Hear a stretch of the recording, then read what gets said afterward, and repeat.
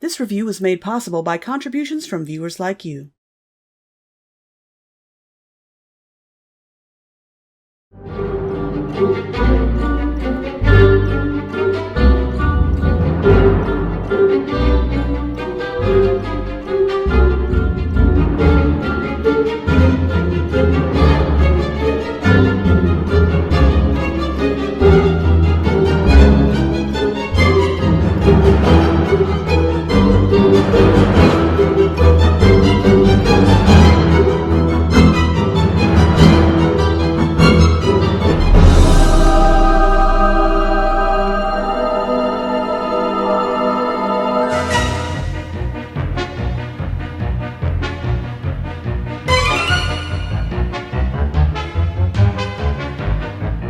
Hey guys, there have been a handful of films that have been repeatedly torn into time and time again by the reviewer community.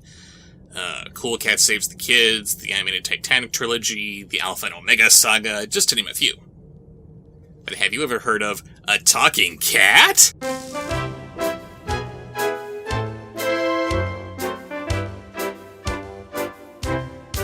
You can talk, but only once. I don't make the rules, Phil. There's a cat in here. I know there's a cat in here. It was just talking to me. A talking cat? That's just stupid. That's the best you could come up with. I guess the director wanted to give it another try, because he ended up making the same movie again, but instead of a talking cat, it was about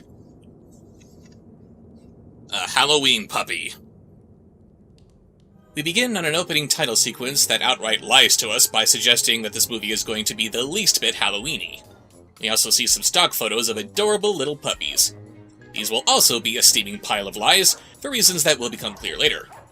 We pan over to the spooky, foreboding wasteland of Malibu on a dark and day for night, settling upon the terrifying porn mansion of a veterinarian named Linda and her loser son, Adam. How can you sleep with those ghoul movies on? Hey, Mom. How was work? Yeah, it was busy.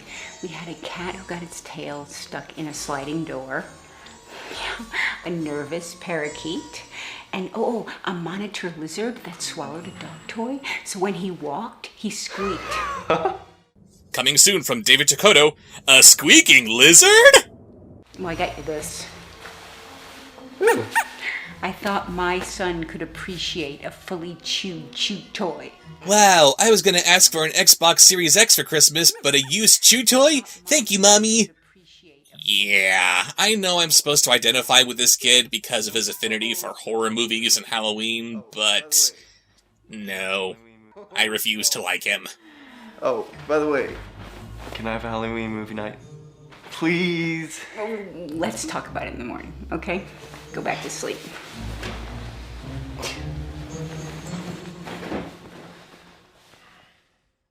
So, Raven, what are we gonna do for Halloween? We'll figure it out later. You should sleep. Okay. A pumpkin wipe takes us into the next day. These groundbreaking visuals would later be used to astounding effect in Santa's summer house.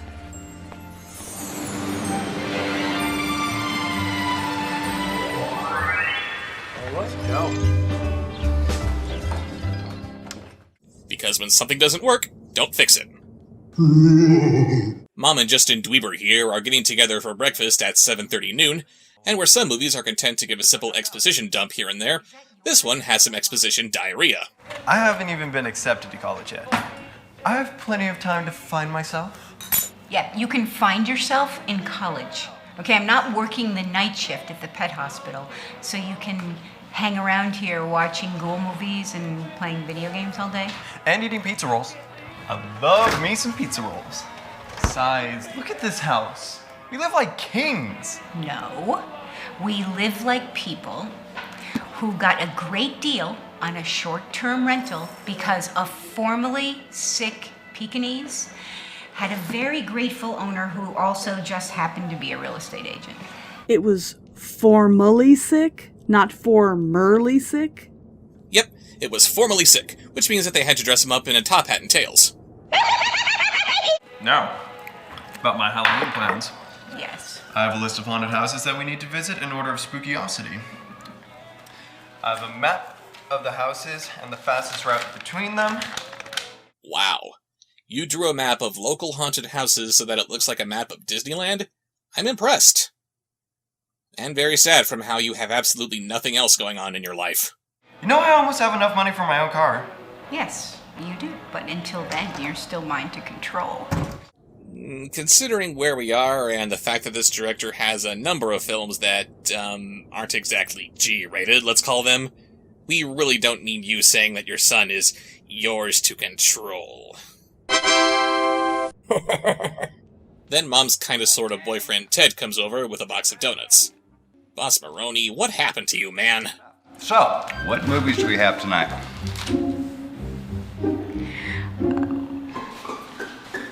Stop licking all the donuts, you cruddy person. Guess you didn't get the memo that donuts are for eating.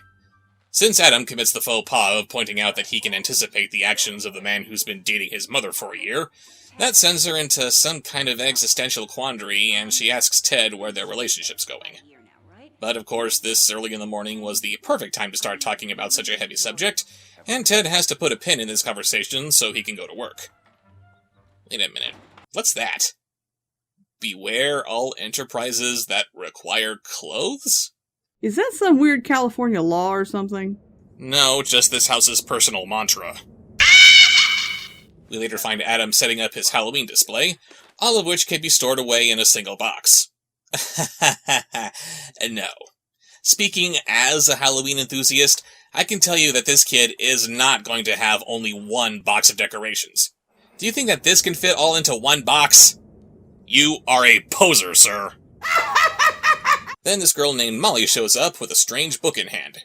She's supposed to be Adam's love interest, but you'll quickly see how that can't be the case. Look at this. It looks cool. Kind of like the Necromicon. I think you mean Necronomicon. Poser.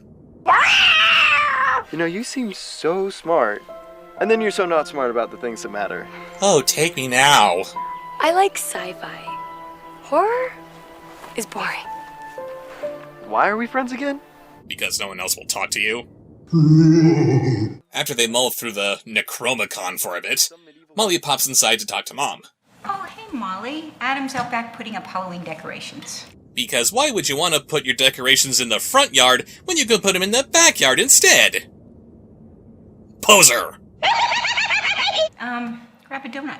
Adam ate all the maple bars, but I think there's a jelly left. Ah, jelly. Molly's parents own a cabin up in the foothills to which Mom invites herself. Then we meet a couple of bullies, whom the movie refers to as the twins, despite them looking not even related to each other, who want to take Adam's Halloween stuff. But it's okay.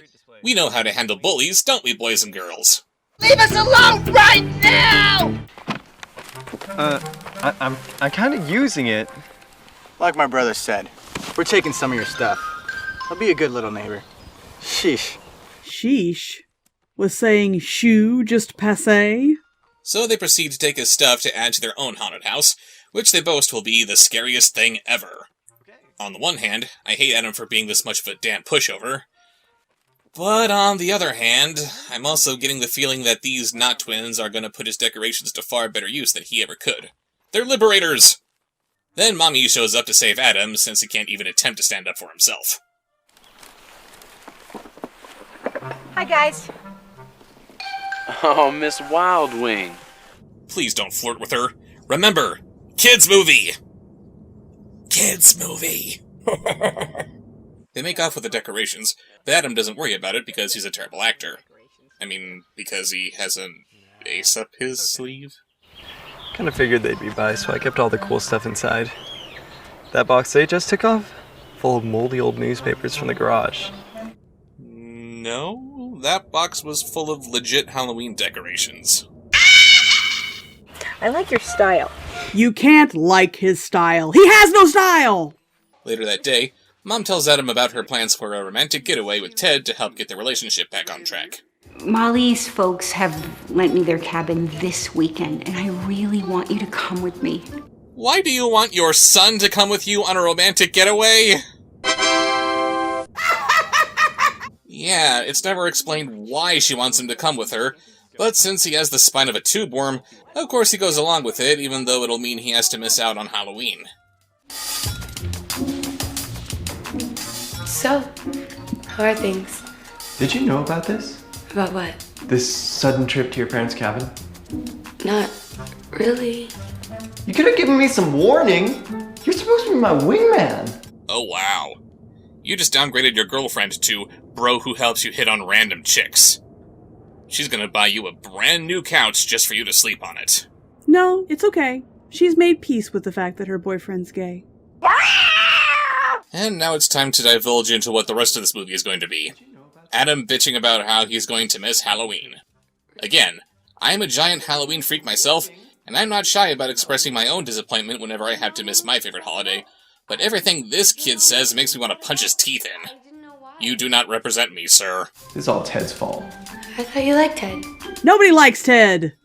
I like watching as many horror movies as I can on 3 separate screens while eating piles of candy pretending that it's human flesh. You're so weird. And you know what else I like? Halloween. Halloween! Now, I don't have to be able to do any of those things. You're helping your mom out, though. You're a good guy. That's why I like you. Screw your love and affection, I don't get to do Halloween! Whee! Molly says she'll go with him, because who wouldn't want a whole weekend of this? Your parents have DVD player, widescreen TV, cable, No. Why? Why? Why, Lisa? Why? Now it's time for Mom to have a similar talk with Ted. A TED Talk, if you will. I have wanted to have a weekend away with you for quite some time. Then why are you taking your son and his beard? I do appreciate you taking the bull by the horns, but I just hope my horns do more than honk. I don't want to know what that means. Later that night, Molly and Adam indulge in some pre-Halloween spooky shenanigans by conducting a spell which is supposed to turn Ted into a demon. Ah, fun. kind of feel bad about turning Dad into a demon. Oh, wait, I said Dad instead of Ted. Never mind, keep going. We say these words. Ted, Klaatu, Barada, Nikto. And would you believe that that's a real spell? This sci-fi nerd comes over to make her horror enthusiast friend feel better. And you'd think that she would say this little incantation to get a chuckle out of the both of them, from this weird little saying that transcends genres. But, nope. It's real. Klaatu, Barada, Nikto is apparently a real spell in a book that is otherwise written completely in Latin. This movie's dumb. I have a magic word for this scene. Lawsuit!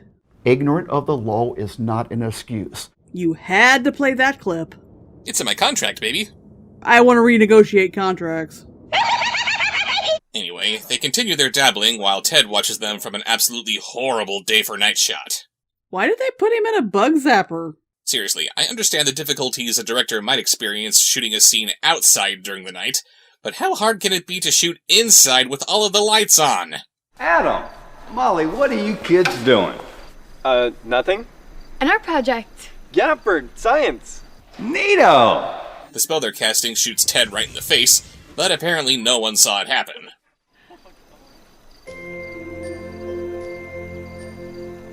When did the candle go out? Dunno. They failed their perception rolls. Ted passes out on the couch, probably from the shock of how it's a beautiful sunny night out. But when he wakes up... Adam! Get down here! Adam! Linda! Oh, hi. Oh, hi, doggy. You're my favorite boyfriend. What's that? I was going to ask you the same thing. It's a purple octopus. What do you think it is? Yep, here it is, people. The titular Halloween puppy. 1. That's a dog, not a puppy. 2. What was the point of showing us all of these other puppies in the opening credits if they have nothing to do with the movie? 3. If you can't find a puppy to star in the movie, maybe you could change the title. So what are we gonna do with the little guy? I don't know. I guess we're going to have to take him with us. Because seeing if he has a dog tag, or a microchip, or reaching out to your local animal shelter aren't options. So they prepare to leave for their little excursion. So, no chance your mom will delay the trip? Nope. When my mom sets her mind on something, she follows through hardcore. Please don't say that about your mom. She got her start in porn too. Maybe the weekend won't be so bad. I did mention it's Halloween, right? Yes, you did. Stop whining about it, you little freak. Hey, look, Bayformers. Where? Kill it! Kill it! I get shotgun. Good. I like sitting in back. You're no fun. And you're no smart. If your mom's driving, you want to be in the back seat so you can mac on your girlfriend, you moron. Oh goody, the bullies show up again to remind us what a simpering little wuss this kid is. Oh no, the twins. Yikes! We're leaving and we're on a schedule. Oh, hello, Miss Wildmud. Adam just promised us some Halloween props for tonight. Yeah, it's tonight, you know. I will have a very stern talk with my son about this. Stern talk with your son? What are you blaming him for? Tell those little shits to get off your lawn or you're calling the cops! I'll get you later! Yeah, there's a carrier if he gets too wild. You mean the carrier he's in? Seriously, what happened to me? I can't believe this at all. Hey, what's that smell? Oh boy, everything smells so good. Oh God, I like it in the car. Yes, I do. Ooh, someone's making bacon and waffles. Oh boy. Oh my god, these people can't even do the talking dog properly. You give him this kind of dialogue when he's jumping around, running from one side of the car to the other, not just sitting there. So they begin their little road trip, which is ruined by how apparently no one's heard of the Quiet Game. This is going to be great. I'm so excited. I'm so excited. When are we gonna get there? Oh my gosh. He You're asked such that. a whiner. He asked that every 3 seconds. Yeah, I you know. watch. You know what? Every 3 seconds. But thanks to my magical editing powers, I know how to make it better.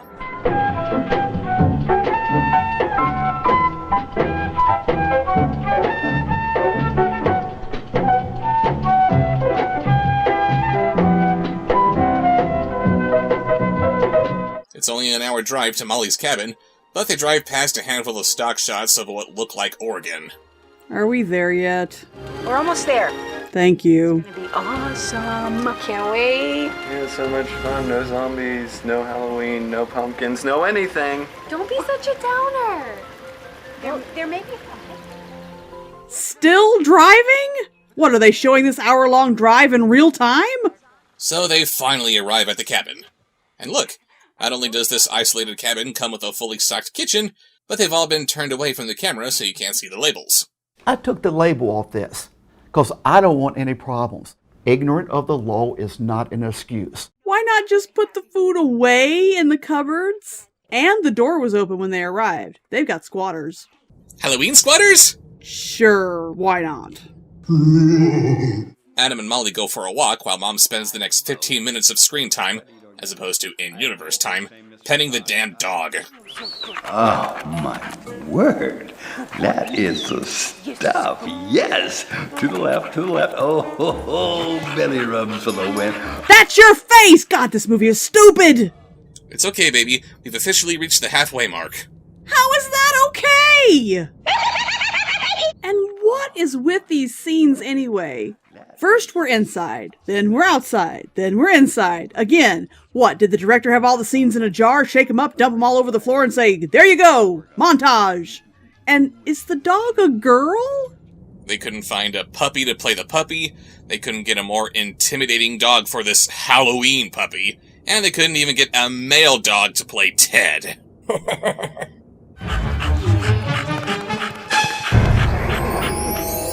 Thank you, Pumpkin. I was afraid the rest of the movie was going to be Eric Roberts getting pleasured. Also, a hanging rope? Molly takes Adam to this other cabin, which belongs to a friend of her parents, played by Cindy Brady. Frankly, I'm surprised that Adam didn't take one look at this witch decoration and immediately start humping it. Who's your friend? Rachel. This is my friend Adam. Ooh, friend-zoned. Friend-zoned? Really? Hey, Grace came up with that joke. I'm allowed to say it. Why don't you guys sit down, and I'll make you some lemonade, and then you can tell me all about last night. Tell you about what? The spell you two cast. How would she know that they cast a spell? She read about it in the screenplay-a-con? And then, for no reason, we cut back to Mom cuddling with Ted. Damn it, I thought we were done with this! Stop fondling the dog! Well, at least she's having a good time. Oh, Linda, you're way funnier than I ever knew. You've been dating her for a year, and you're just now figuring out that she's funny? Molly, I'm glad to hear that your parents are doing well. They're such nice people. And you, young man, your mom sounds like quite a woman. She DTF? And hang on, she just came out of the house after making some lemonade. When did they have a chance to talk about their parents? They were awkwardly continuing their conversation while she was inside. So how's your mother? She's all right. Her veterinary practice is doing well. Oh, she sounds like quite a woman. It turns out that Cindy here practices witchcraft herself, so she's very curious about the spell that the kids did last night. Again, no explanation of how she knows that they cast a spell, but whatever. Bring the book around later and we'll make sure that you didn't accidentally open up some portal to the netherworlds. The netherworlds? If you said an incantation wrong... Then you're breathing fire instead of grabbing a pitchfork. One wrong word and... Oh my! What? Oh, it's happening! What is it? Haven't you noticed? What? Your hands have turned into tentacles!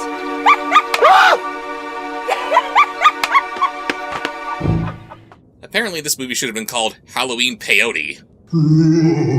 Then we cut to Mom and Ted again.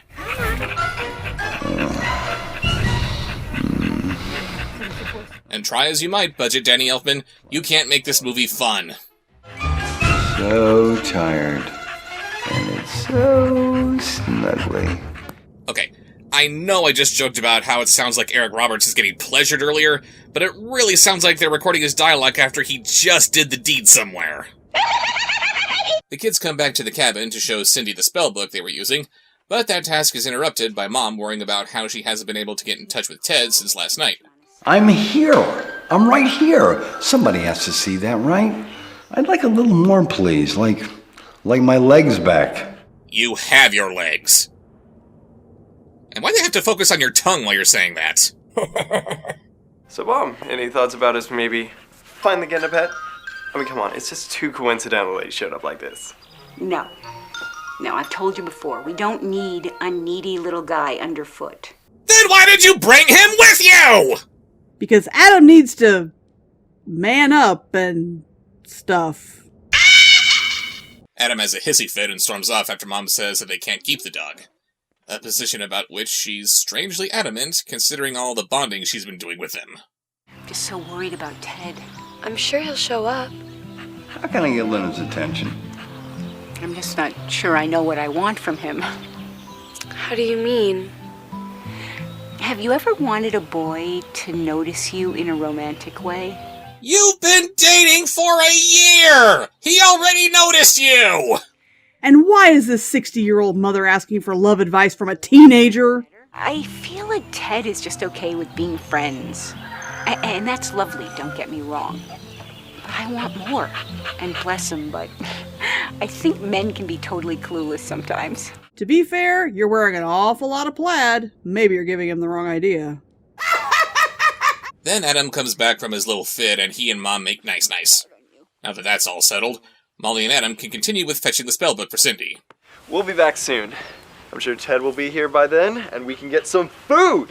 And later, some ghost stories around the fire. Yeah, that would be nice. Came up with a cool one on my walk. It's about a zombie chick that gets hungry, deep fries her own face, and eats it. I retract my statement, okay? That's not nice, that's gross. Why does it have to be a chick? Because if it was a dude, it'd just be silly. And we certainly don't want anything silly, right? He's gonna die a virgin. And I think he's okay with that. So the kids leave again, and then boom, more doggy hijinks. And why is Mom eating grass? Can we just skip this and go back to Cindy and the kids? Please? Yes, we can. Molly shows Cindy the spell that she was casting. What did I do?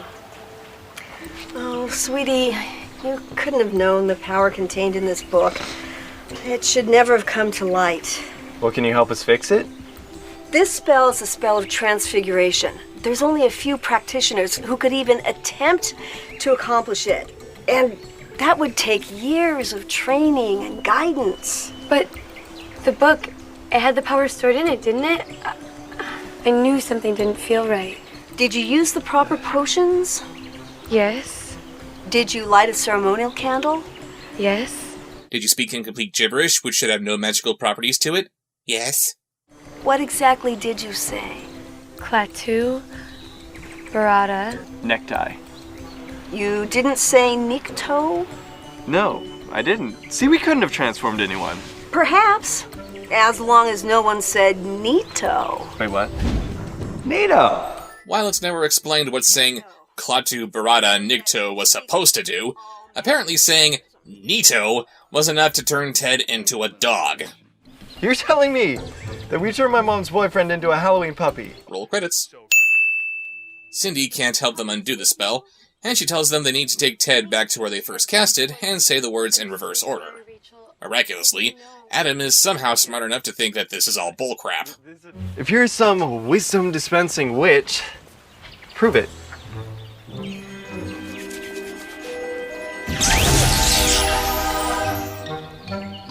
Okay, let's go. Good luck. But she's not powerful enough to say a few magic words backwards because shut up, of course she isn't. After some painful back and forth about why they need to go home while keeping Mom in the dark about what's really going on, it's time for a therapeutic hour-long drive back to Malibu.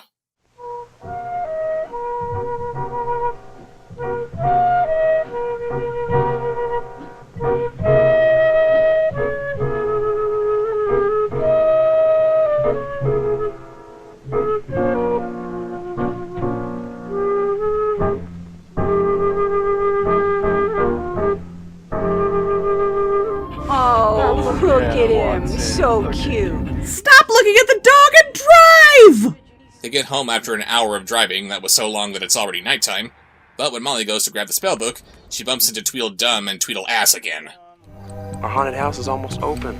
Just needed one more thing. Some semblance of a theme, perhaps? You're trying to make the scariest haunted house ever, right? I don't get what dressing up like a cowboy and Chewbacca is gonna do. At least make it a zombie cowboy or a sexy cowboy. And Chewie, you look like your mother's bathroom rug. Don't look like your mother's bathroom rug. Molly tells Adam that the Knot twins took the book, and they have no choice but to go through their haunted house to get it back. Just wait here, Ted. We'll be right back. Come on. My legs are 4 inches long. Where exactly am I going to? Vegas? No. No, they're not 4 inches long. Oh, come on. At least that was kind of funny. Find joy where you can. So they enter the Knot Twins' House of Horrors. I need to point out that this review was written with the aid of my latest $100 patron, Grace Starks.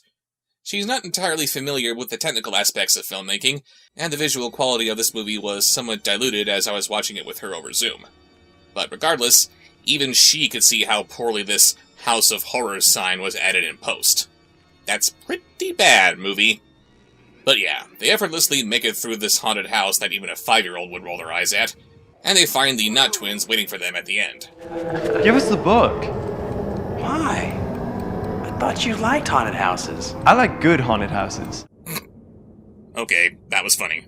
I thought you liked haunted houses. I like good haunted houses.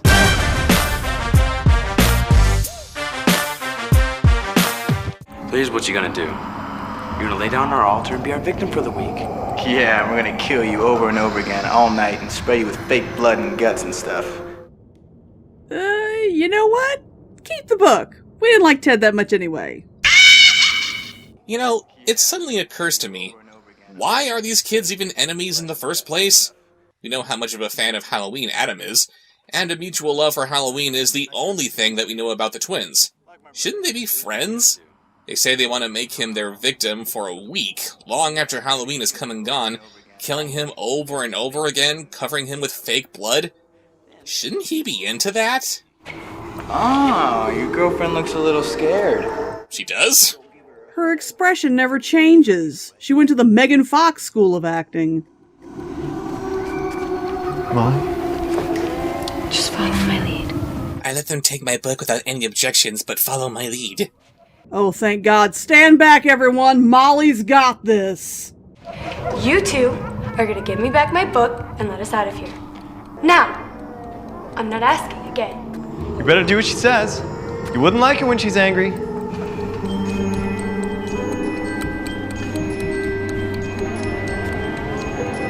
Ah! We're all gonna die!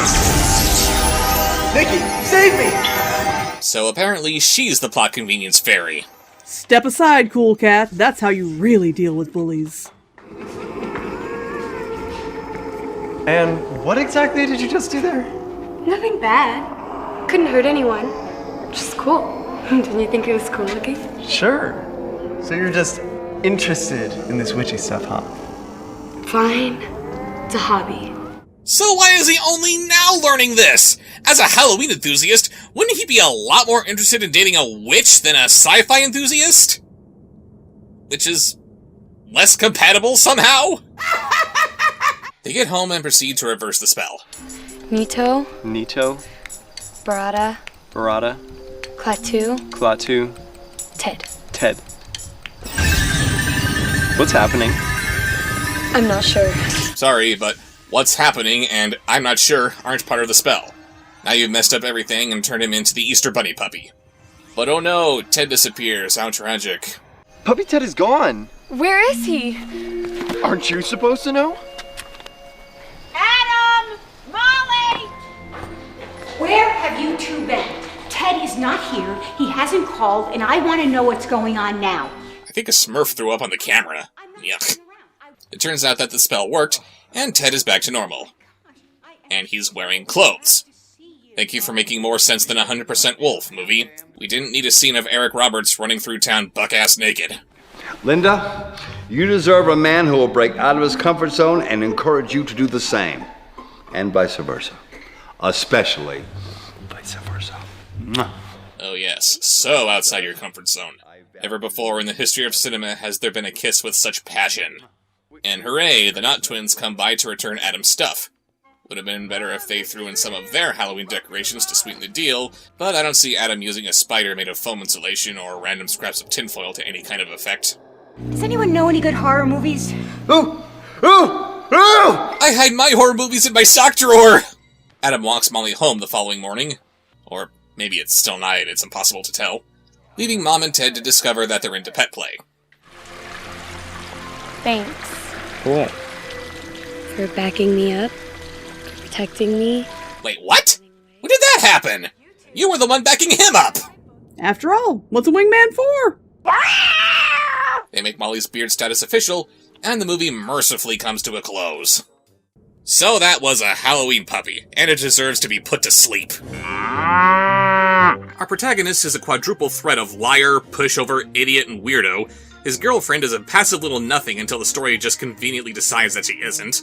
The story is non-existent. The magic is complete horseshit. They made the innocent activity of dog cuddling just inappropriate. And the moral of standing up for yourself and manning up or whatever is a complete non-starter. What did Adam learn about standing up to bullies? How is Ted supposed to learn anything about commitment by turning into a dog? Why did he need to learn anything about committing when he's been exclusively dating the same woman for over a year? This whole thing was a painful waste of time. This doesn't even fall into the so bad that it's good category like a talking cat. As such, there's only one thing to do.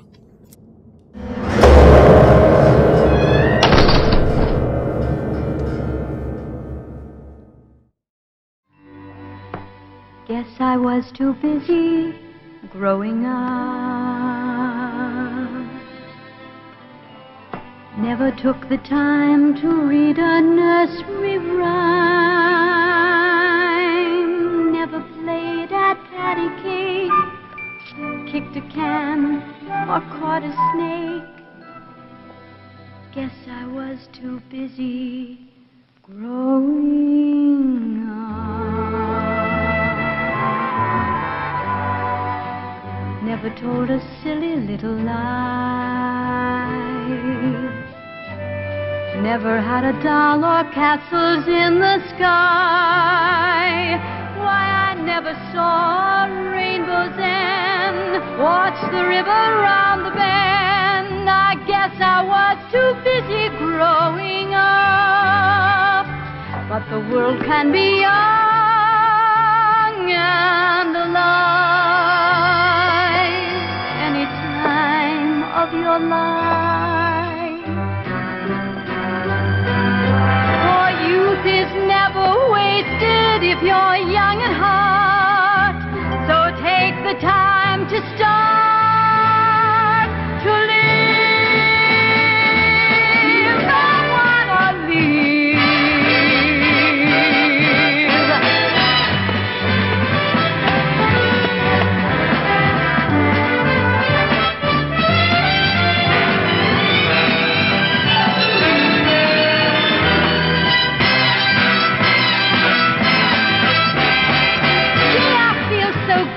Growing up, supercalifragilistic makes me smile. The looking glass in front of me tells this kid she's only 3.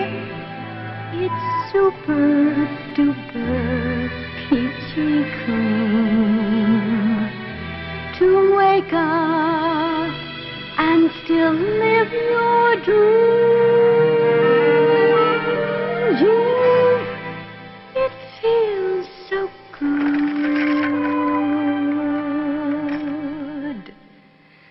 to be growing.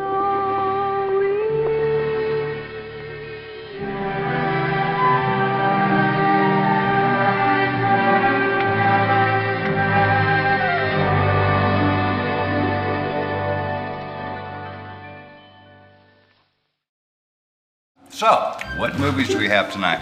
Thought we could watch one I got since it's Halloween. What's it called? Blood Spatter of the Zombie She-Wolf. No idea what that movie is, but I do know that it's better than this one. Hey guys, and welcome back to the answering portion of the question of the review. For this video, we're going to be tackling the questions that were left from The Room and 100% Wolf. And, as always, whittling down these answers is such a chore. Such a wonderful chore, mind you. I don't want it to sound like I'm, oh god, this again. It's just really hard getting down. So many good so answers. Many good. It's hard to choose just a few, but, you know, otherwise we'd end up with between the review, the unboxing that we need to put in the end of this as well, and especially when we're doubling up to doing 2 questions of the review like we're doing this time because we forgot to do it last time. It would be half an hour or 45 minutes of review and then 2 hours or more of bonus material at the end of the video. And who wants to see us for hours at a time, I ask you. Anyway, shall we read off the first question pertaining to The Room, my lady? The Room, yes. Oh, hi, The Room question. The question of the review was, how would you transform a notoriously bad or cult classic movie into a horror film? The people who made The Room answered that question by giving us an actually pretty suspenseful thriller there. Instead of making a domestic drama, black comedy that was The Room. Now, I'm not into horror movies. I will say this. I'm not into horror movies. I don't like scary movies. But this one was good. I really enjoyed. I like psychological thrillers, and that's what this one ended up being. Yes. So I don't like blood and gore and guts and slashing and chasing and jump scares and stuff, but you know, horrifying your brain. I can sit and watch that. That's my kind of Halloween. And all that came out of, oh hi doggy. Wow, you look so sexy, Lisa. Hopefully they've watched the review before they're watching the questions. And they know the trick we pulled. Yes. And speaking of so many people who just saw the title and decided to comment, oh yeah, you're doing The Room, this is going to be great. And then they have to edit their comments later. Oh. Watch the video first, then comment. And then don't spoil the surprise for everybody else. Oh, hi, spoiler alert. Yeah, really. This wasn't The Room. Yes, it was. Really? Look, it says it right there in the titles, huh? I thought we were watching The Room. You know, The Room. That'll be the sequel. So if you haven't watched the Bob Sheween review of The Room, now's the time to stop this video and go do that before you watch this portion, because you definitely don't want to get spoiled like I probably already did. Yes, just go ahead and pause this. We'll wait. Do do do do do do do. Do you think they're doing it? That sounded like a middle school kid asking his friend, "Do you think they're doing it?" That was sad. I'm ashamed. Hey, that's where your mind went. I was just asking, do you think they actually paused? I was being silly. You're being gross. Anywho. Okay, your turn to be gross. Okay, time for me to be gross indeed. How would I transform a notoriously bad or cult classic movie into a horror film? I would turn Manos, The Hands of Fate, into a steamy romance movie. It doesn't get more horrific than that. For those of you who are not patrons, You should be. You should be, because the Rift Timber, the first annual Rift Timber patron exclusive review. First Rift Timber, I like that. Yes, because we're gonna have to do more Rift Timbers. That went over really well. But the patron exclusive for the month of Rift Timber was Manos, The Hands of Fate, and he made it horrible. I made it awesome. The movie itself is bad. The riff was awful. It was great, but it was awful. Don't eat while you're watching it. You will become ill. He turned it into a romance. How can you deny the chemistry between us? Very easily. I ain't into knees. You know what they say about big knees, don't you? Yeah, play us out, Jazz Badgers. It's worth $2 a month to see the patron exclusive content. All of it, but especially the riff for Manos, The Hands of Fate. That was hilarious. Thank you, my lady. And unlike my Storytime live streams, I am happy that through all of Rift Timber, you were actually able to enjoy just hearing me riff and gagging at romantic Torgo. Romantic Torgo. Hey, even the big need have needs. The big need have needs. Apparently. Anyway. You know that there's somebody out there who's totally in love with Torgo. I was looking at my script and it said Raven. I'm like, I didn't answer this question. Oh, it's my turn. Yes. Focus. The Millennial Bridge is the person that came up with this answer. Said, I'd probably try and turn Little Shop of Horrors into a straight-up horror. Eliminate the evil part of the dentist character, comedic elements, and songs. Instead, turn Seymour into a lonely shop clerk, working his way through medical school, longing after the bridal worker across the street named Audrey. After work and school, he experiments with genetic codes and through crossbreeding and genetic manipulation, manages to create Audrey 2. Mm-hmm. And the horror film certainly is tucked away in the black comedy. And I love the little detail of Audrey being a bridal worker instead of just being another co-worker within the flower shop with Seymour. She spends her entire day just helping these young ladies realize the dream weddings that they've always wanted. But nothing for her. Damn it. Always a bridal worker, never a bride. Absolutely. But it's okay, just across the street is Seymour. Her knight in shining plant. Yes, exactly. Jaeger says, any Barney the Purple Dinosaur movie. Or really any kids movie about kids playing with adults in costumes like that. It follows a group of kids growing up until one hits 13 and gets murdered by one of the characters that have been playing with them, who starts killing children they played with before they can grow up. The movie is about them trying to find a way to stop it as their birthdays roll around. It goes without mentioning that the characters in question are something supernatural and adults can't see them.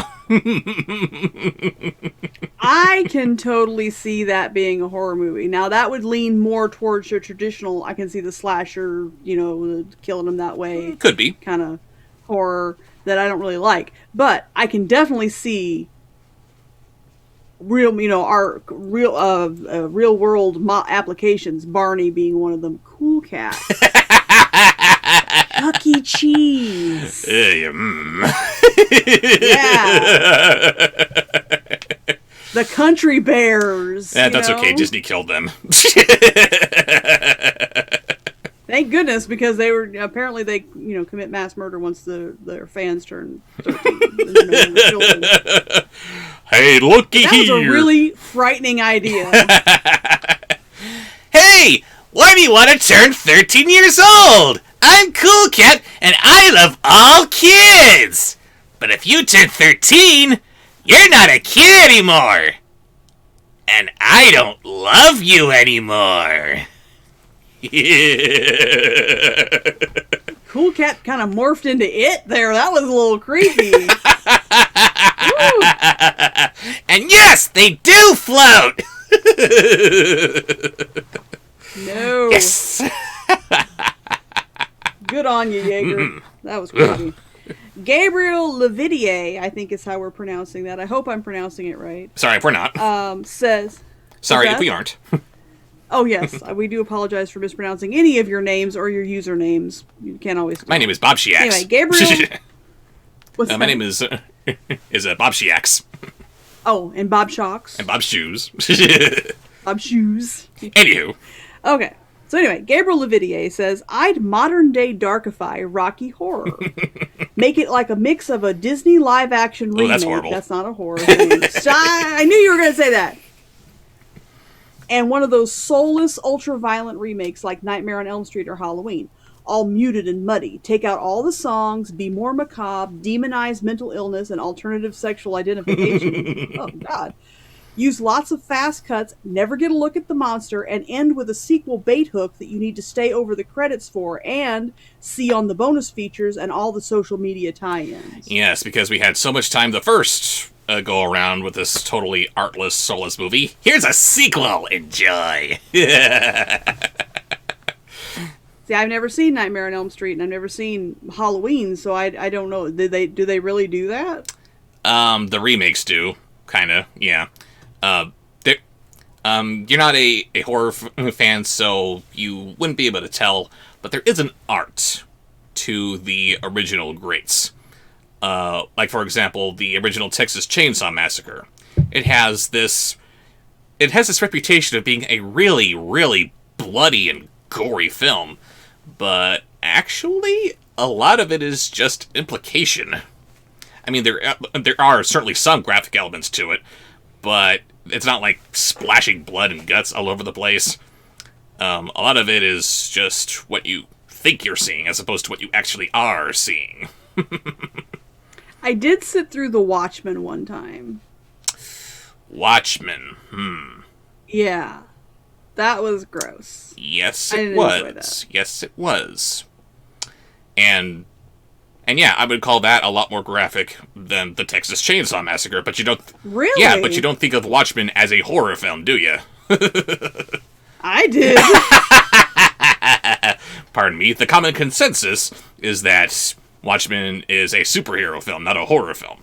But, oh, sorry. That's right. But, yeah. If you took something campy like Rocky Horror and, modern day darkified it, then yeah, that's just turning it into something bleak and not fun. Yeah, but please don't do that, because Rocky Horror Picture Show is fun. Yes, and you know what else will be fun? Me hitting the $1,000 mark in my Patreon, so then I will be reviewing Rocky Horror Picture Show all in drag, as drag show. Drag show, yes. And someone asked me, I don't remember when, it may have been in a story time or not, will there be an intermission where Bob does the time warp? Yes. I will insist upon it. Now that the idea has been brought to light, it's going to happen. Oh dear. In drag show, doing the time warp. Of course. And until that happens, we're all sitting in anticipation. God bless you, Tim Curry. Oh, I'm telling you. Let's see. Johnny O'Malley says, I guess I would have to go with Monkey Bone. A second world where every nightmare people have ever had is real, and it's possible for these creatures to possess you under certain circumstances. That's bursting with potential. That movie had so much potential to be a genuinely horrifying movie that mixes the amazing things humanity can imagine with the darker parts of the human psyche. Yes. Yes. So yes. It's revealed about halfway through the movie that a lot of these people who are responsible for the horrors in our collective consciousness were actually just normal people who didn't think of these horrors themselves. They're just figments of their imagination that leaked out into our world. Edgar Allan Poe was possessed by a raven.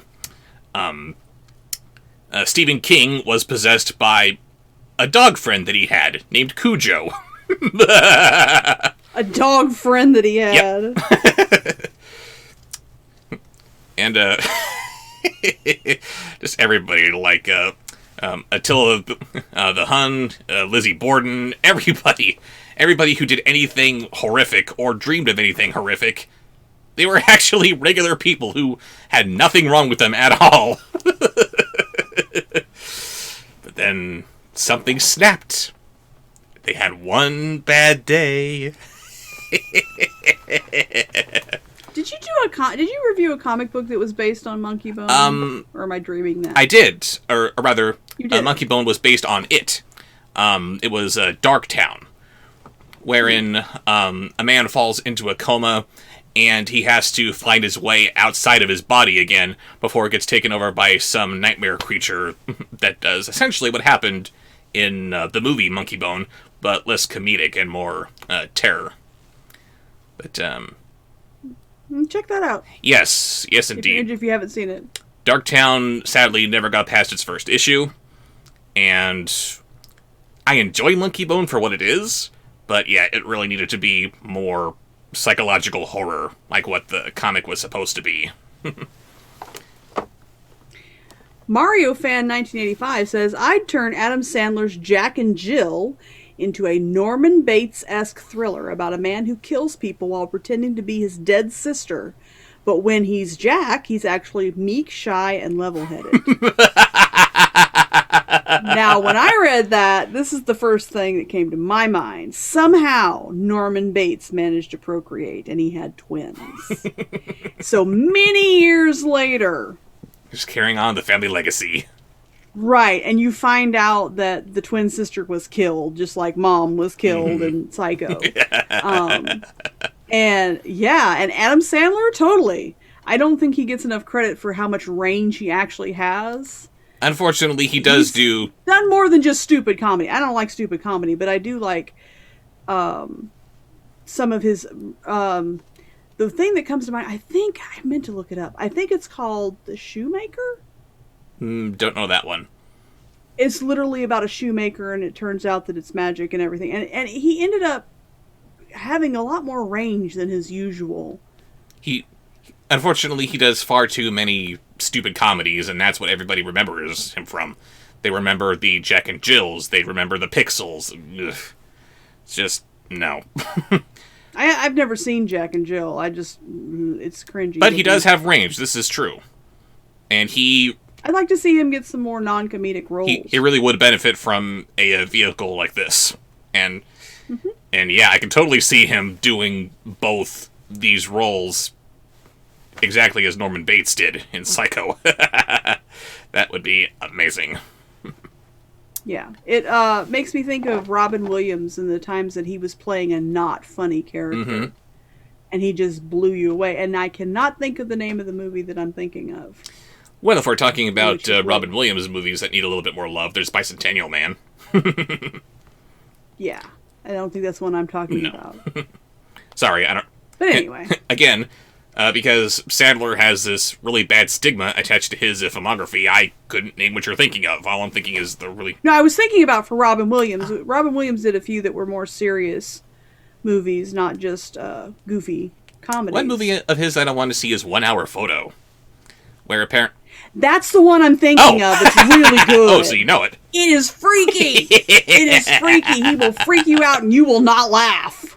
There is no laughing in this one. The non-horror fan is recommending this one. All right, good to know. Well, it's not, slashing and guts and bloods. I don't know what I'm doing. Bloods, there you go. There's a good word for it. And intestines and, blood and everything. It's not that. It's psychological. It's a thriller, which I enjoy. So, yeah, 1 Hour Photo is the one that I was trying to think of. That it was just really, woo. Nice. I loved Robin Williams. I miss him terribly. No, you didn't loved him. You love him. That's true. But I do miss him. Yes, we all miss him. This is true. Let's see. Archer Skeleband. Because not only is he constantly trying to get into band camp these days, but he has to be Halloweeny this time around. He says, well, let's take Cool Cat Kid Superhero into consideration. Oh, let's. I mean, it's already easy to make into a horror movie, what with a pair of 6-foot-tall humanoid cats roaming a suburban neighborhood. Maybe make it where the daddy is actually trying to bring children over for Cool Cat and Mama Cat to eat and have Butch the Bully actually be something of a survivor as he tries to escape the cats and alert some law enforcement. So, okay. In that earlier suggestion, we have these children's mascots who are eating kids. Here, they're literally 6-foot anthropomorphic cats. Well, in the earlier suggestion, they were just killing them when they turned 13. Because they weren't kids anymore. Yes, pardon me. But Archer, as usual, takes it to the next level, and he's going to have them eat them. Because they are real cats. Not just kids' mascots. and of course, because... We can't let this get out there. Daddy Derek will do it. No, he won't. He'll make this movie. No, he won't, because he's too precious. He's very precious about Cool Cat. Because this actually has potential. And we can't do anything that has potential, can we? No, instead we have to do things like Cool Cat stops a school shooting, or Cool Cat stops... Cat fights the coronavirus. Oh my god. And in the world of I'm too cheap to pay anybody to come up with a musical score, I'm going to make a contest. Someone came up with some intro music, and it showed the... I'm sorry.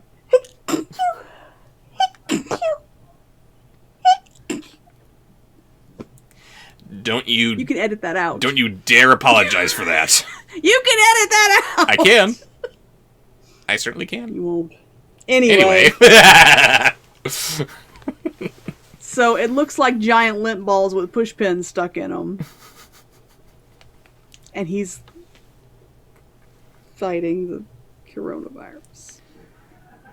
You can have Cool Cat dealing with the coronavirus. It's a big deal. Countless children are affected by it. They're having trouble adjusting to life stuck at home. They're having trouble dealing with an elder family member who has the virus. Are they going to get sick? Did they actually die? This is something that somebody like Cool Cat could tackle. Cool Cat needs to be a friend to Maria, who is dealing with someone in her life who is sick. Cool Cat needs to be a friend to Butch, who finds that he's actually having a really hard time being stuck inside. It turns out that in some weird, bizarre way, he actually enjoyed going to school. But now that he can't, he doesn't like it.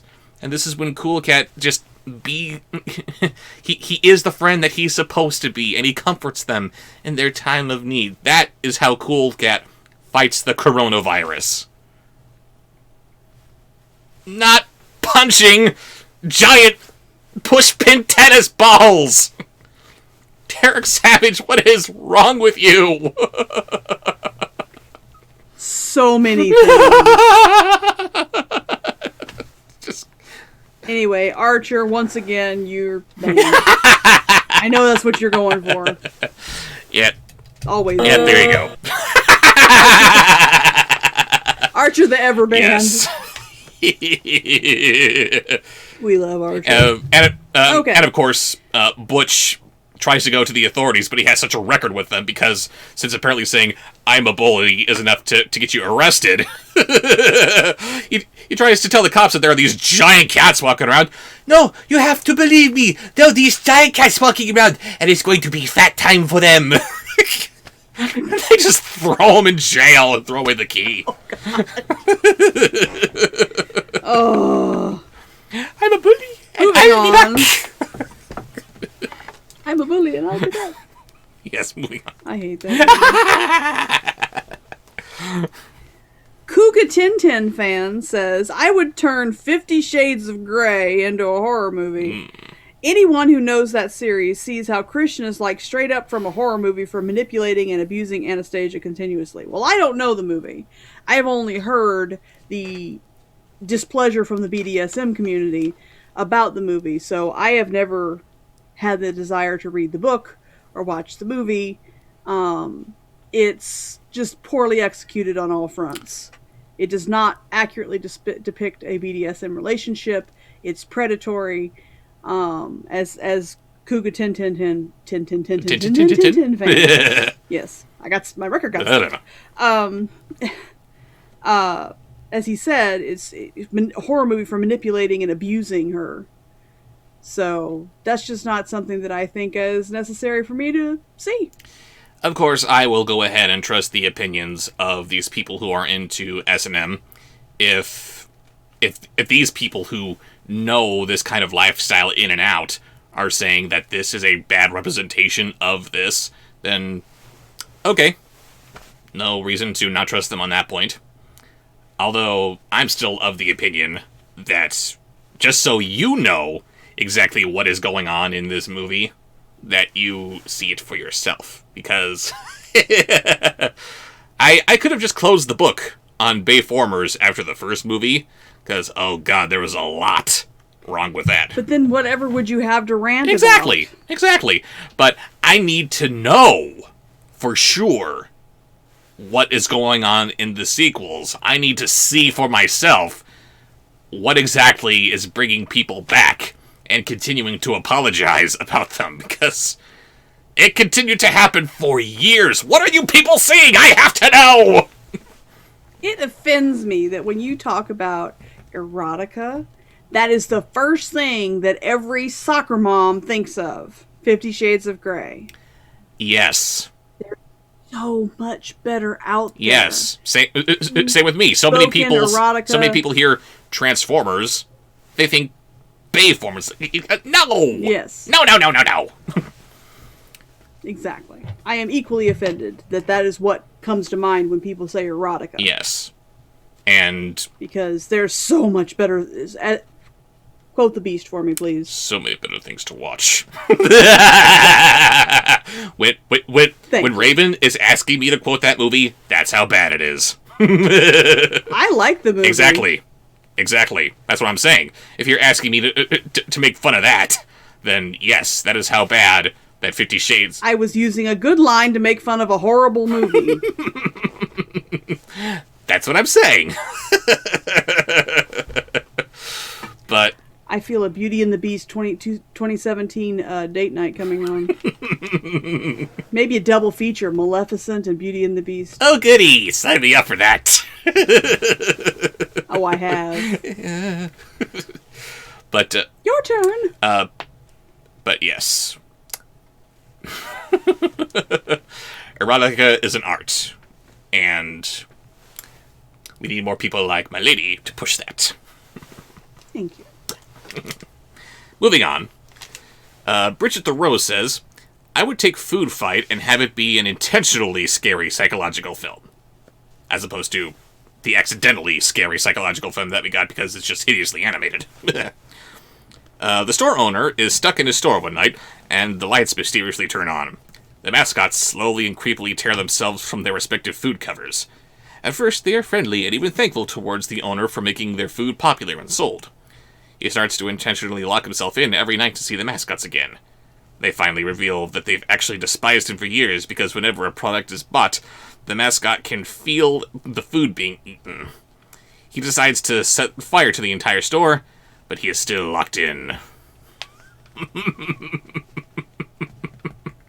Isn't Food Fight where Mr. Clipboard comes from? Oh, that is the movie where Mr. Clipboard comes from.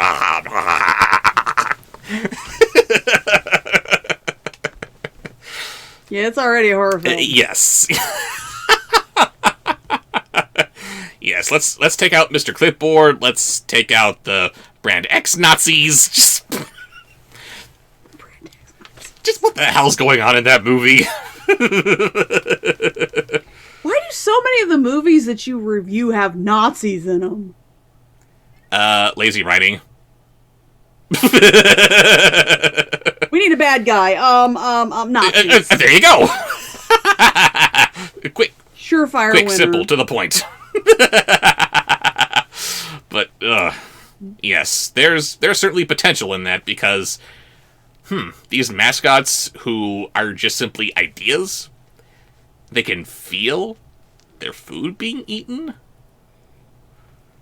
and they are distributed all over the country every day.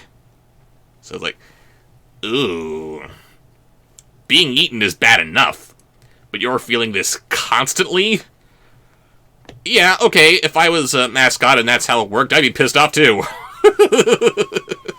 When I was little, I would have trouble opening up packages that had pretty... I mean, I'm talking really little. I would get scared about opening up really pretty packages and stuff that had, like, animals and people on it because it was like you were tearing them apart. And I wasn't sure. And then we watched Next Gen and the ramen noodles. For anyone that has not seen his review of Next Gen or has not seen the movie Next Gen, please explain to them the horror of the ramen noodles. Gladly. For some ungodly reason, the powers that be in the universe of Next Gen have decided that robots should be everywhere. Literally everywhere. There's a robot toilet. There's a robot toilet. They have robot toilets. There are robot toothbrushes that get really pissed off if you don't brush properly, and they'll attack you with ninja moves. There's gates that will... Hairbrushes, too. What, didn't her hairbrush attack her? Because she wasn't brushing enough? Maybe you're thinking of the toothbrush, but hey, wouldn't surprise me a single bit. But yeah, we have gates who will wave their arms up happily. Oh, here I go! I'm closing again! Whee! Just madness. Total madness. And and the noodles. But, I mean, these are things that you use for a long time. These are, like, more permanent devices. Yeah. The toilet, the gate, and things like that. Yeah. Even the toothbrush you're supposed to use for, like, 6 weeks. Yes. Now, someone decided to turn a disposable cup of noodles into a robot. It has a little screen on it which shows you how close it is to being completed in the cooking process. Okay, that's something. And when it's ready, it wears a little happy face, sprouts arms and legs, and sings and dances about how it's noodle time, come on guys, it's noodle time.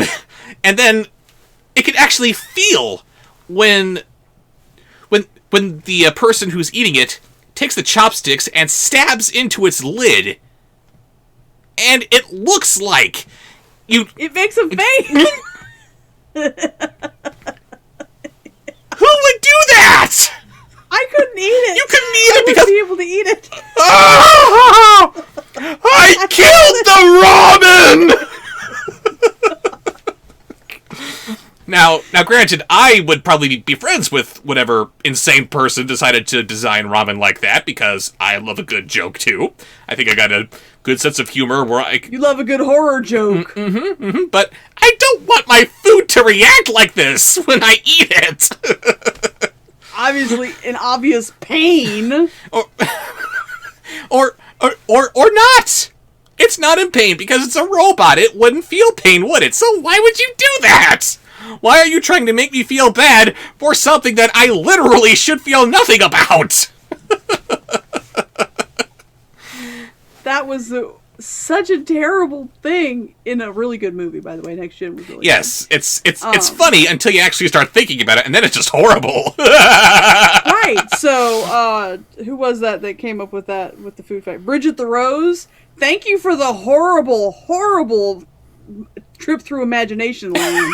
I can totally see it. And you were talking about being afraid that you're hurting these people and animals on the packages that you had as a kid. I don't blame you, because every single commercial out there said that, hey, these people that are on these boxes, they come to life and say, hey, how you doing? I would eat animal crackers. Oh. Or the little circus cookies that are shaped like circus animals. Circus animals get a bad rap enough as it is. You want to eat them now, too? I didn't want to. No, I can't do it! I also used to think that my stuffed animals would get jealous if I didn't have them all in bed with me. Oh. I thought some of them would feel left out. My lady predicted Toy Story. Every night. And to have all my stuffed animals. Now see, you can't do that. You can't share stories like that about yourself and then wear that face. I used to be a kid. I've grown. I'm not cute anymore. Maybe I once was when I was very little. Yes, of course. Hey, look, there's your zigzag plushie. I don't know if I would call that cute. There was that. I mean, she's got boobs.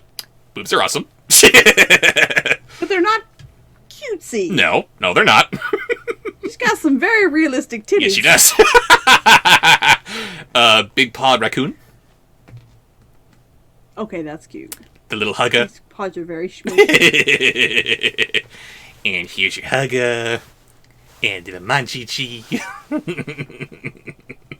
Anyway. I'm not cute, damn it. John Doe says, I would turn Willy Wonka 1971 into a horror movie by having the kids' demises be much more graphic and, actual demises instead of just, oh, well, they're okay at the end. I would add a post-credit scene of Willy feasting on their remains, and he would say that they were scrumdiddlyumptious. And Gene Wilder could totally have pulled it off. Uh-huh.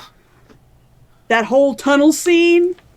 There's no setting up for it. Way of knowing which direction we are going, or which way the river's flowing.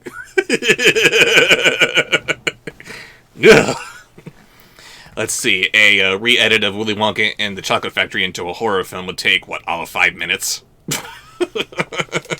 Yeah, just like he said, instead of them, oh, isn't that funny that it turned into a blueberry and all of that. No! And there's no juicing her, she just explodes and the blueberry juice and blood and guts and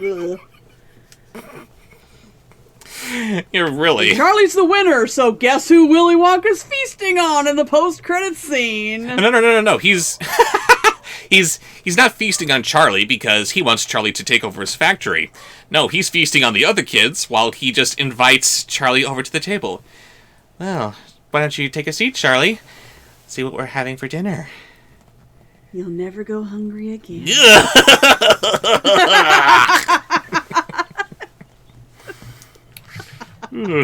Cannibalism, for kids. A lot fewer Oompa Loompas than there used to be. Oh. Bad Raven. Alex Malcolm says, not sure if this is what you had in mind, but I would do The Matrix. Neo discovers and escapes the Matrix after noticing just how wrong everything feels. However, once he is in the real world, he begins to notice inconsistencies until realizing that he is still in a simulation. The cycle continues until he finally breaks down entirely. Only then do we zoom out and discover that Neo was never real, but is himself a simulation. It ends with his AI being shut down and deleted. again, that is my kind of psychological thriller horror movie. That I could do. Rod Serling would certainly be proud of that one. Oh, yeah. That is a good idea, Alex. Very, very well done. That is nuts. And man, how many Matrixes would he have to go through, I wonder, before just finally snapping, and then we get the punchline. I was like, damn. It would have to be the three. The three? There were 3 Matrix movies. No, I mean, how many levels of reality would he have to go through and endure? And we're trying to climb out of this hole with him, but there is no hole. Only his own artificial madness. Ooh. Oh, no. God. Sorry. That was the wrong term. Not artificial madness. AI. Artificial insanity. Ooh. I'm trademarking that. All right. So finally, for the last one of the questions of the review for the room, for the room, we have Elizabeth Athenew, who says, if I had to pick one to remake as a horror movie that wasn't always a horror movie, it would definitely be having the aliens from Mac and Me, those were creepy, develop an insatiable hunger for human flesh after being exposed to the aspartame and diet soda.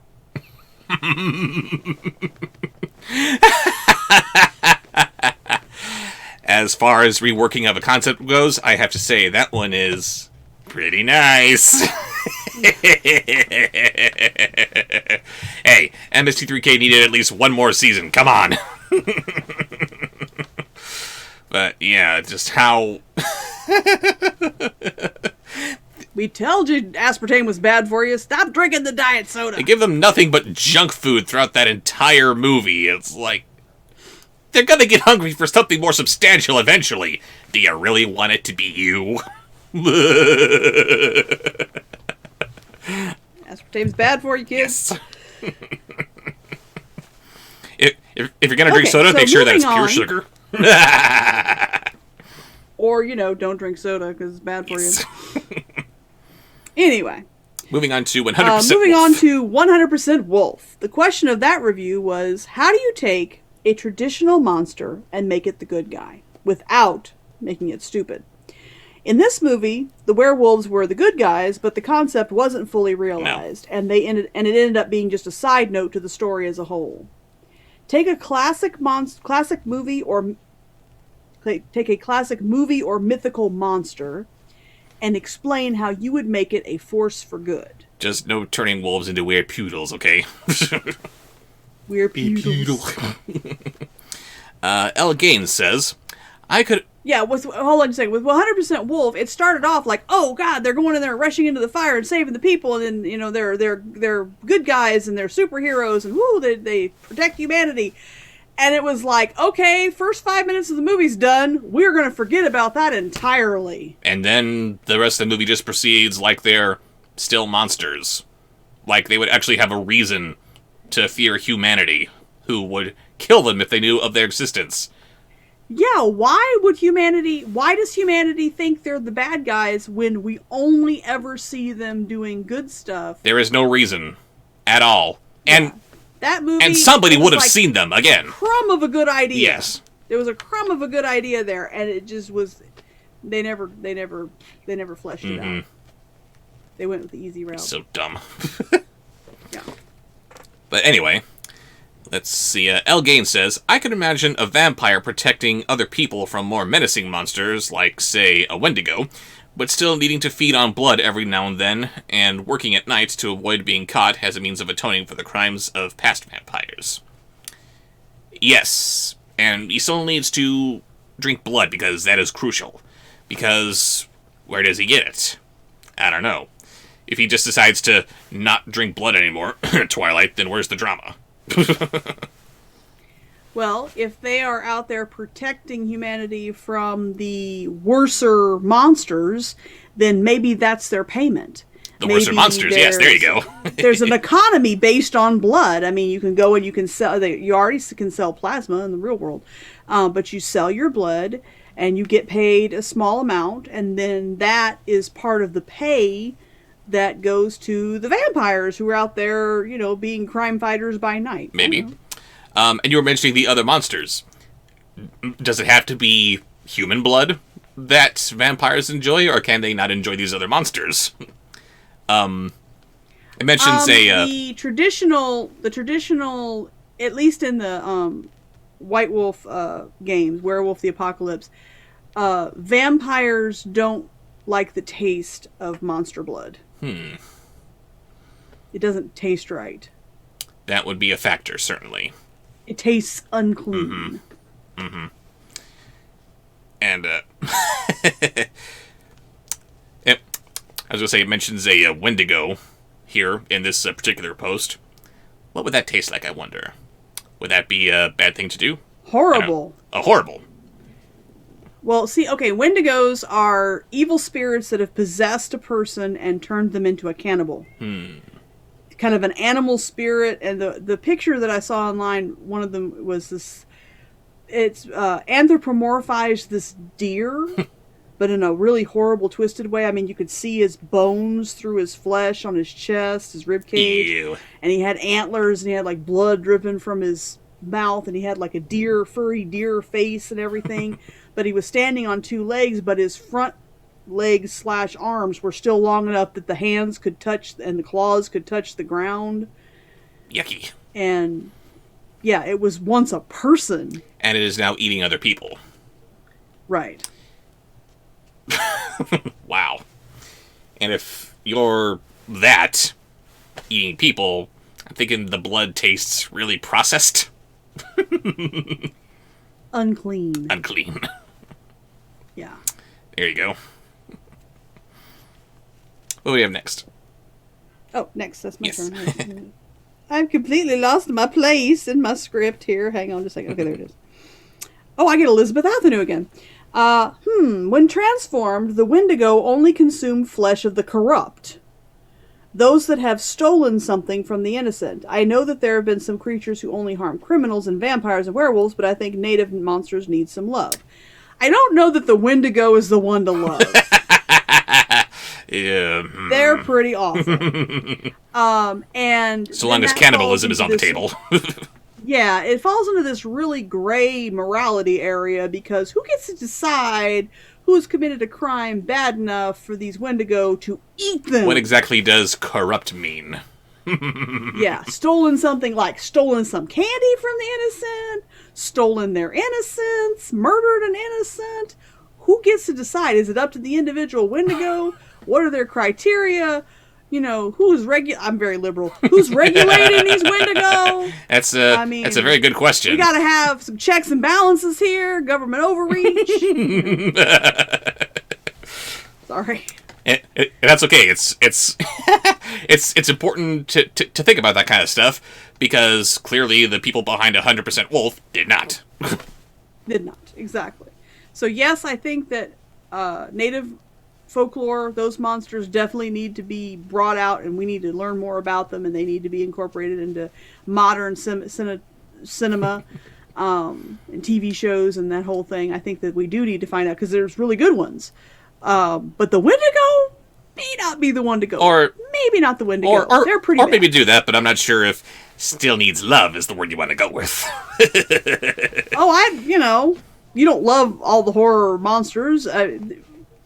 But the question, we were talking about turning them into the good guy, and I just don't think you could have a good cannibal. I just don't think you can, because that would take a lot of creative writing.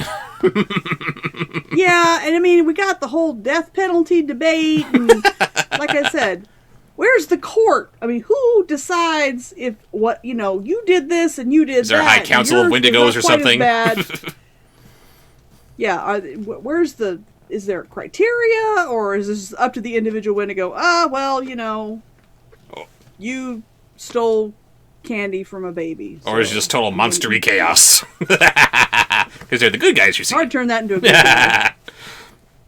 Let's see, Mario Fan 1985 says, Speaking of lupines, make the compound of werewolves from The Howling an actual compound devoted to helping people who contract lycanthropy control their powers and primal urges to hunt down people who use lycanthropy for malicious purposes, like the killer wolf Eddie.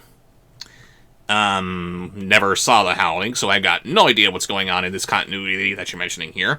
But this actually sounds a lot like the X-Men to me. You have a group of werewolves who are trying to teach other new budding werewolves how to control and contain their lycanthropy, while at the same time hunting down those who would use it for malicious purposes. Yeah, X-Men. Yeah. Hello, I'm Dr. W. And I don't have a good basis of knowledge about scary movies. But wasn't there a movie about Underworld? Not Underworld. Maybe Underworld. Where it was like lycanthropy was a disease and something to be cured? I don't know.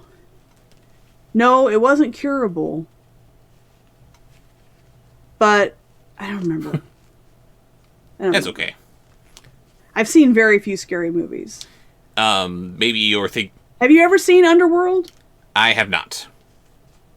But I do know that it involves both werewolves and vampires.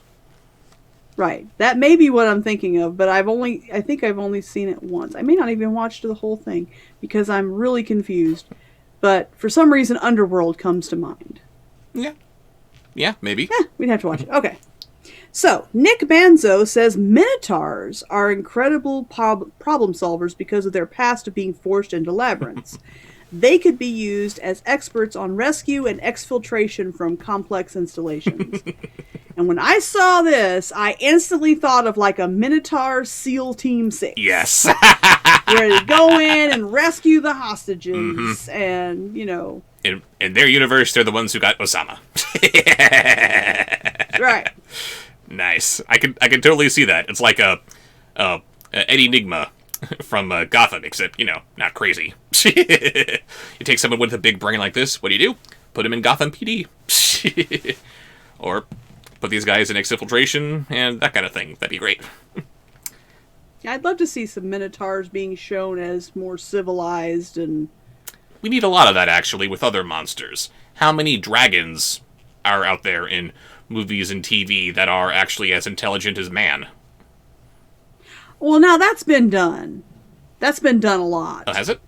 Dragons are, oh yeah, with the, Dragonheart. Okay, there's that.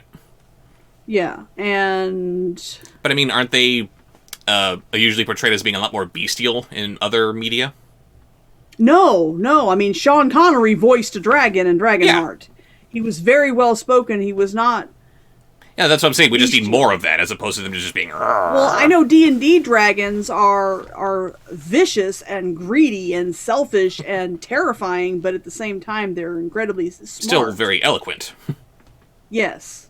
So, but to take that and put it as a good guy, the feel from D&D is that the dragon, they're just so old that we're like piss ants to them. So why would they help us? They take what they want from us and, you know. And then say, get off my gold pile, you kids. Exactly.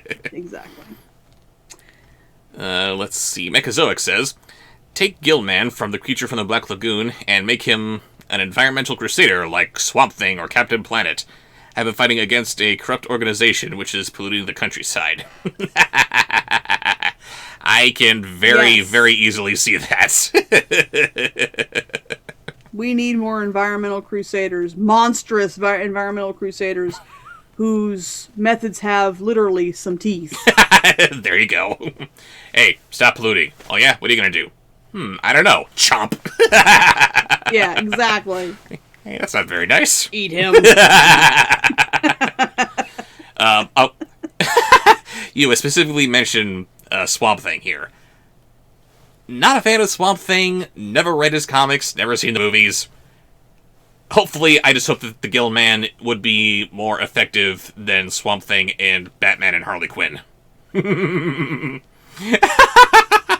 That was so disappointing. Hey, that's bad. You shouldn't do that. Bye now. Okay, bye. Well, that was a whole bucket of nothing. Hard. That's not the teeth that we're looking for. All right. Monocruz. I'm going to destroy your last name. Covarrubias? That's what it looks like to me. Says, my best bet is witches, because back in olden times, witches were considered the healers, which means that they would have knowledge to make potions for medical purposes. So how about witches working in the medical field as doctors and therapists and pharmacists? And that's true. That'd be interesting. Yeah, the witches were the village healer woman. They were the ones that you went to, and they were the midwives, and they were the original doctors. But let's not turn people into mice, okay? It's not cool. I saw the trailer for that. If what I'm thinking about, the witches, yes, from Road Doll. Yes, that's what I'm thinking of. Gotta watch it. Yeah. Coming to HBO Max. But like everything else in life, it's not Angelica Houston. Let's see. The Somewhere Man, Ben. Hello, Ben. Says, hi, Ben. I had an idea for a superhero who was a meditation guru that became a werewolf. He'd struggle with the werewolf's bloodthirsty instincts, but his intense spiritual and mental training helps him keep himself from running wild. He'd also be able to transform at will by entering a special meditative state. Really pushing the whole mind over matter thing there. If we got a full moon here and he decides, this really isn't a good time for me to be a werewolf right now, he can just tap into what he has to think of and just, no, not wolfing, not wolfing, not wolfing, yes, or... And by virtue of him being a guru, that says to me that he teaches other monsters, maybe other werewolves, or more than just werewolves. Yeah, it could be other monsters who change like that. How to control their baser instincts. And live in society as productive members. Indeed. I like that idea. and again, playing off of what 100% Wolf did, he's a superhero, except he's making it work. For real, not just in the first 5 minutes of his story. Oi, we're gonna save these people from a fire, and no one's gonna notice. Kuga Tintin fan again says, I would make a movie or a book about El Silban, which we had to look up. Sitting comfortably on the beds of restless people and whistling them a lullaby so that they can fall asleep. El Silban is I forgot the area of South America that it comes from, the lore comes from, but it is the whistling demon. And I guess it lures you to your death, but to turn into a good guy, it's like the good Sandman. He comes and whistles you a lullaby and helps you relax. Yeah. I could see that. Taking something terrifying and turning it into something soothing. Wow. I can see that too, and that'd be really interesting to see that actually play out. And we are ending on Gabriel Vidier. Again, sorry if we're mispronouncing your name there, sir. Oh, how could I forget? A bit meta, but changelings in My Little Pony got nerfed in later seasons. But if they had remained, they actually make great companions. You could be base about it, but say they have a service of becoming an old friend who's no longer around to play chess with and talk about the weather. Get a less dance with an old love, or just be someone kind for lonely ponies. Again, sorry guys, don't know anything about My Little Pony outside of a handful of names through cultural osmosis, but, that is interesting. Changelings who traditionally steal babies and replace them, right. They can also do that with the dying and the deceased. Well, if they're the good guys, they instead of stealing babies, they could become your loved one in order to give you closure. They could, give you the last dance, give you a chance to say goodbye. Fulfill that bucket list. Right.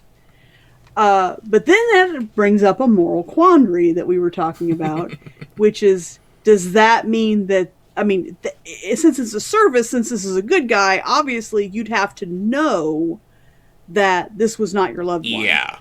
That this was a person standing in. It's just a surrogate. For your loved one. Right. But how long would they stay? Would this be forever? Would this be a certain amount of time? Is this a service they're providing out of the goodness of their heart? Are they charging for this service? And nature is a very difficult thing to overcome. This is a monster that does this since birth, basically. What if you have someone who takes the place of this person and they decide that they actually like this life that they're standing in for? Going back to the replacing babies, what if you lose your child? Oh dear. Yeah, this could be a real psychological thriller. Yeah. Going back to the other question, instead of turning it into the good guy, we certainly can see the value in the changeling as a good person, or as a good guy, in the context of this question and answer. But the more you think about it, it just kind of continues to delve into this weird, uncomfortable horror area. Yeah, I'm thinking about going back to The Room, the movie that we reviewed. Yes. Okay, she had gone through a couple of miscarriages. Very probably, which is why, they established that, which is why she wanted the baby. Yes. And they weren't going to try again. But what if she, as she kind of did, willingly accepted a changeling as an actual child? As her child, and yeah, getting into a whole. We saw how that turned out. Yeah, just be sure to teach the little one that falling in love with mommy is bad. Okay, that's no good. That was just all kinds of shades of wrong. But anyway, the changeling idea really does have both as a good guy and as a horror movie. It could work either way. Yes, really, really good answer for that, and really, really horrible answer too. and again, so many good answers here for both of these questions, and for all of the questions that we're asking here. Thank you guys for contributing to this. I just love seeing all you guys thinking so hard about this. And we read every single one of them. We do. Even if we don't choose them to read on here on the question of the review answers, we personally read every single one of them, and it is very hard to go through them and not choose all of them because you guys come up with some amazing things. In the future, if you could just try to we like detail, but just try to edit for time. Yes. Because we end up having to break down, if we get a novel, we have to, we got to break that down and see what do we talk about, what do we not talk about, etc. Right. And so try to be as concise but detailed as possible. I know it's not easy, and we don't mind editing a little bit, but when we get these 5-paragraph answers, it's oh boy. A couple of times we've said it's really good, but we just don't have the time to go through and edit it down, so we're going to have to skip that one, and we hate that. We hate not reading your answer that was so well thought out. So just keep that in mind, because we have a lot to Yes, we do. But we appreciate all of your answers. Please keep Thank answering. You all so much. Please answer the question for this review. And for the next one. And for the next one. And we will see you the next time, which may be the stream or in the next review, depending on when you're watching. Exactly. See you guys later, and keep on answering. Bye.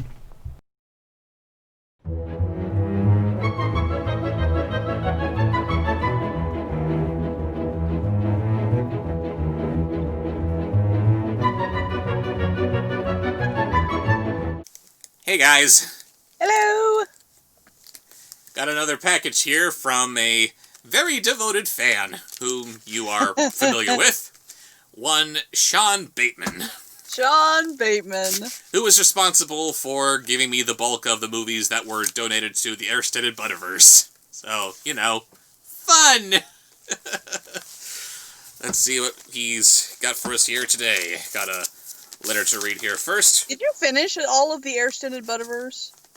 No. Remember, there had to be a vote video, which means that some of them had to be excluded. Have there been more made? Not to my knowledge, and I don't want to research. But you're going to. I know. Or no, I will. Ah. I'll research. Ah. Dear Bob Show, Raven, and the Box. After rewatching Bob's review of A Christmas Story 2 with his brother Dave, I was on a search for something worse than a rehash of a beloved holiday film. Guess what? There is something worse, and Clark, Ellen, or Rusty won't save your sanity or Christmas cheer while watching this evil, horrendous film. Your arch nemesis, Really? You know, it's bad enough that you gotta torment us with all these horrible movies that you're sending me. You're actually addressing yourself as my arch nemesis? Really? It's not wrong. At least he's the good kind of arch nemesis. I was gonna say, I thought my arch nemesis was a bit more delusional, but... I wouldn't call that your arch nemesis. No? Maybe the boil on your ass? Or something worse? Yeah, yes, boil on my ass. That's a nice way of putting it, because that could be easily remedied by shoving some wolves up my ass, which we discussed a couple weeks ago. Look for our live stream Mad Lib Theater to figure out what that joke meant. Oh, yes. P.S. This film needs to be fed to the box after watching the train wreck. Before we see what Unless it's good. We give Sean Bateman a lot of crap, but he's a pretty good judge as far as horrible movies go. If he's sending us something that with the intention of it being bad, I think it's a pretty safe assumption that it's gonna be. And yet, to review it, you have to go into it with an open mind. I'm getting giving it a chance. So sick of that phrase. Which, while true, just ends up being so hollow. You need to give this an open... You need to go into this with an open mind. You gotta give it a chance. Okay. Oh, wow. That was awful. But before we see what that was... You know how hard it was to stay positive on Descendants? Yes, so impossible to heed your own advice with that one, wasn't it? I worked so hard to defend that garbage franchise. So hard. Bless your heart. And if I hear it one more time, well, if you had read the books... No. The movies need to stand on their own. If the books are good, great. More power to the books. I watched the entire Harry Potter series before I ever cracked one of the books, and I enjoyed it, and it made sense. And then I read the books, I'm like, oh, there's so much more here. But that didn't mean that the movies didn't make any sense. I didn't have to read the books first. No. The Harry Potter films were not my cup of tea, but never was I lost at what was going on. Never was I constantly questioning, well, wait a minute, why is this happening? Why is this character doing this? Tea. No. No, that's all. Why? Why not? I don't know. Just not my thing. He's jaded. That's what the problem is. Yes, I'm jaded. That's my problem. I need to rephrase what I said a little bit here. There was one thing that I found myself questioning. How could somebody say, in total sincerity, what could be safer than Hogwarts? Really? You know what goes on here, right? They take death on a daily basis. Hourly! Anyway, back to the mail. Included with this letter were a couple of little decals here. One of the Flash, who looks like he's breaking time and space, and other bulgy-chin-head Superman and Batman. I don't like you. Yes, well, I don't like you either. You gotta be stopped. So do you. Do you bleed? Your mom did. Oh! But let's see, what is this horrible movie that demands to be reviewed? It is... Oh dear. National Lampoon's... I'm doing the thing again where I'm covering it. National Lampoon's Christmas Vacation 2. Of course, you would get the idea to send me this after seeing my review of A Christmas Story 2, wouldn't you? Oh boy. When Cousin Eddie joined Clark Griswold and his family for National Lampoon's Christmas Vacation, the movie quickly became a holiday institution. An institution, of course, is where many think Cousin Eddie should reside. Randy Quaid again plays crude but lovable Eddie, and Miriam Flynn returns as his wife and in another comic skid on the Vacation Banana Peel. In a way, Christmas has always been a test of survival for Eddie and his brood, and that's truer than ever when they receive an expense-paid holiday tour of the South Pacific and end up shipwrecked on a remote island. Fred Willard... Ooh. Oh. Yeah, pardon me. The recently departed Fred Willard, Ed Asner, Eric Idle in a Zadie cameo, and more join in this season of comfort and joy, which means little comfort for Eddie, and lots of joy for Vacation fans. Well, looks like I gotta review this year, don't I? I hate movies like that.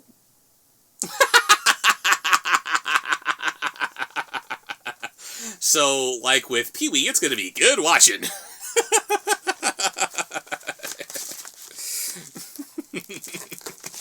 I'm looking over to see the mortification that you're so eloquently holding back in your face. Nope. Just keep smiling. Don't let it hurt you. You can review it on your own. Oh, no, that's boring. How many years did you do your show before I came along? 3. 2. It was not boring. Nah. It's a lot more fun with you. Come on. I don't wanna.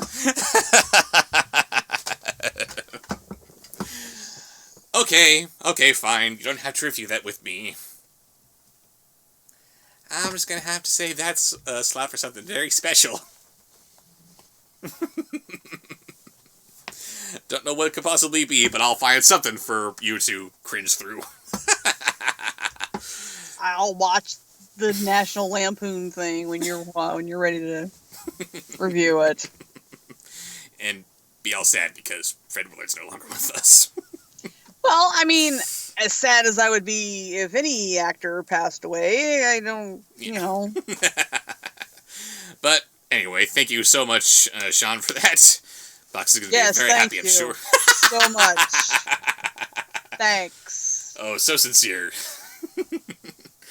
And if anyone else wants to send me movies or comics or fan art, go ahead and ship it to the P.O. Box in the corner, and we'll see you guys later.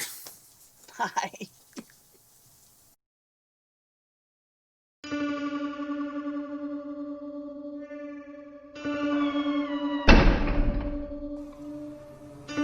Subscribe, like, follow, comment.